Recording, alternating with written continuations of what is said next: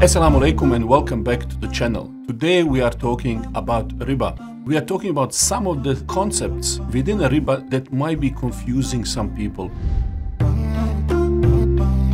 So after I published the last video about riba, I noticed some of the comments in the section were kind of disputing the whole idea that what we are seeing in the finance world today is actually not riba, that these are modern days. Banking as we know it today and finance world did not exist back then. We have inflation. Some of the comments pointed that riba is only usury or excessive riba, something that is form of exploitation, something that is oppressing people. And I wanted to respond to this. So let me quote to you a couple of narrations that might clarify some of these points. So first hadith that is worth paying attention to is hadith of Bilal radiallahu anhu.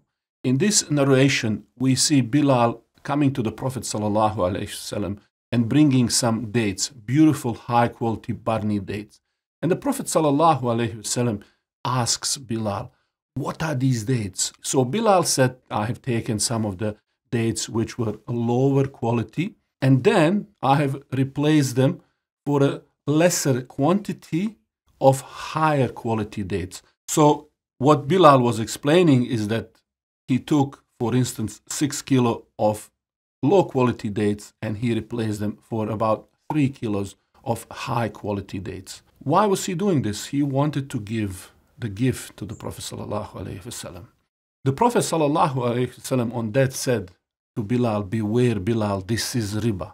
And then he gave him the instruction what he should have done. He said, you should have taken low quality dates and then sold them for money, and then take that money and buy the dates that you wish to buy, which is those high quality dates. Now, in this narration, we see very profound lesson. Number one, which is what is the big misconception about riba, is that it's only when it comes to exploitation, oppression. In this narration, we see that Bilal was not oppressed, exploited. In fact, he wanted to do something which is nice, give someone a gift, present.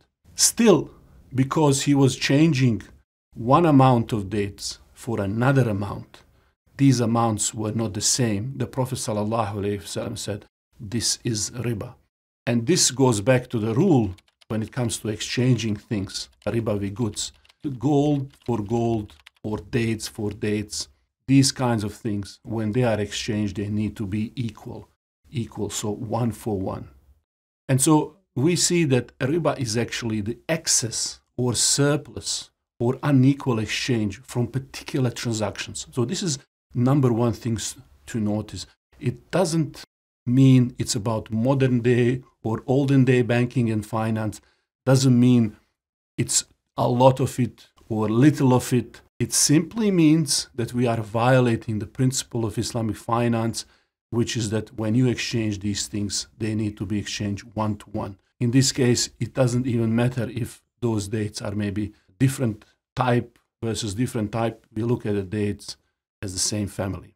Now, the second point that we learn here, which is confusing a lot of people, is that if outcome of riba transaction and Islamic transaction, which is trade-based, are the same. Often people say, well, this is the same. They're just saying profit is same like rent, or rent is same like riba, and riba in trade, all of these terms, Islamic banking, conventional banking, all is the same to us. Well, we see here something which is very important lesson, and that is that financial outcome at the end is not what renders transaction permissible or not. So we see here Bilal started with, let's say, 2 sa of dates, and he sold it for 1 sa of dates. So the outcome here is not the main issue. Issue is that changing this quantity of dates for this quantity of dates is not permissible. Instead, the Prophet ﷺ suggests solution. That solution might actually lead to the same outcomes. But what is the solution that we are looking for? Is that take a dates, change them for money. Money then serves as a medium of exchange. In that case, you can buy and sell as you wish, money for dates. And then take that money and buy the dates you wish. So we see here that this dates for dates transaction is cut with money. Even though we might arrive at the same exact financial outcomes, the nature of these transactions is the similar. So for example, if we are going to Islamic bank or finance institutions and we are buying the home, for instance, we are doing exactly the same thing.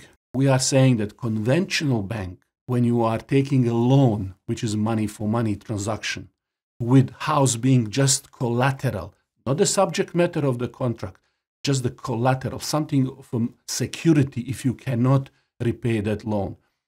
It's not the main thing in the contract. You are given money for that home, yes, but that's not a subject matter. So when you are buying home, money for money type of a conventional loan that gives rise to more is interest. So that profit, that outcome of transaction is not permissible.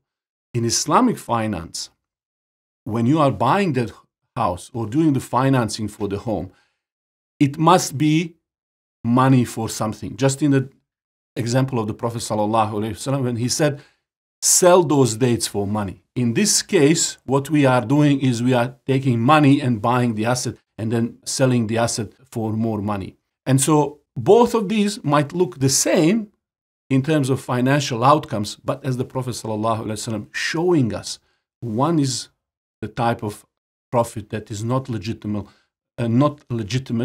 where the other one is legitimate. And that's why we see in the verse, Surah Baqarah, where people are disputing or they are rebelling against these orders about riba by saying that trade and riba look the same to us. Why? Because of this same reason. We see the people were looking at a result of riba transaction in financial terms, and they were looking at the trade-based financing or arrangements, and they're saying both of these are returning the same profit. Why is one allowed? Why is another one not allowed? Well, Allah answers that Allah has permitted trade, profiting from these kinds of transactions and not profiting from these kinds of transactions. So, in a nutshell, it's not about exploitation.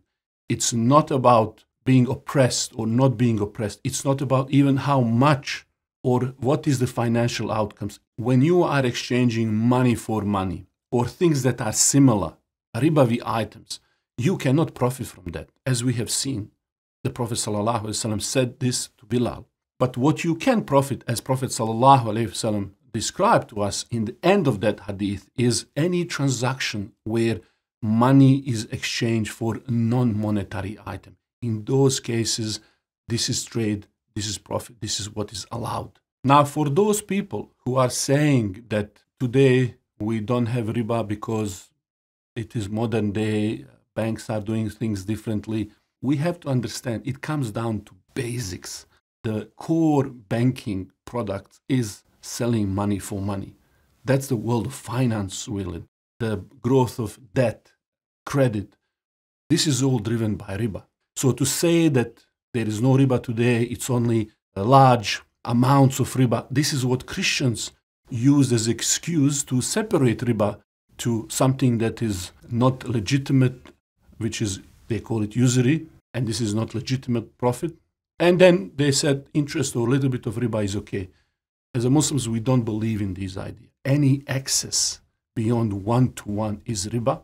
It doesn't have to be exploitative. It doesn't mean it's only the one who is giving it, as there is another narration of the Prophet ﷺ which clearly show that for who engage in riba, whether it's the one who is giving it or the one who is taking it, whether it's the one who is recording it or the one witnessing, they are all equal. They are all involved and they have sin of riba. So where does this leave us? It leaves us with a very important point. We don't want to be like the people who were mentioned in Quran as those people who say that trade is like riba. This all looks same to us. Whether you buy the house through Islamic finance institution or conventional, it's all the same, just the playing with the names, the words. So we don't want to be like those people who say such a thing, because the verse says that these people will be on the day of judgment like someone who is being beaten by shaitan into insanity. So we want to be people of justice, be able to recognize, yes, there could be a lot of legitimate criticism of Islamic finance industry, but it's not right to say entire Islamic banking, entire Islamic finance, it's all wrong. We always are people of justice, and we look at specific. If one organization is doing something right, if they have a product that is done in the right way, and there is another organization, or even in the same organization, they have a product that is not done to satisfy all Sharia conditions, then we judge everything individually. We don't look at the entire concept and entire industry and just say none of this is right. And just like Prophet ﷺ pointed to what is riba, he also gave alternative. And today we need alternative for Muslims to be successful, to run their businesses and achieve what we need to achieve to have a wholesome Islamic lifestyle. Thank you for spending time to watch this video. If you would like to learn more about finance and economy from Islamic perspective, head to our new platform, Muslim Money Matters, where we go in much greater details regarding the content. Until next time, my name is Almi Cholan. Assalamu alaikum.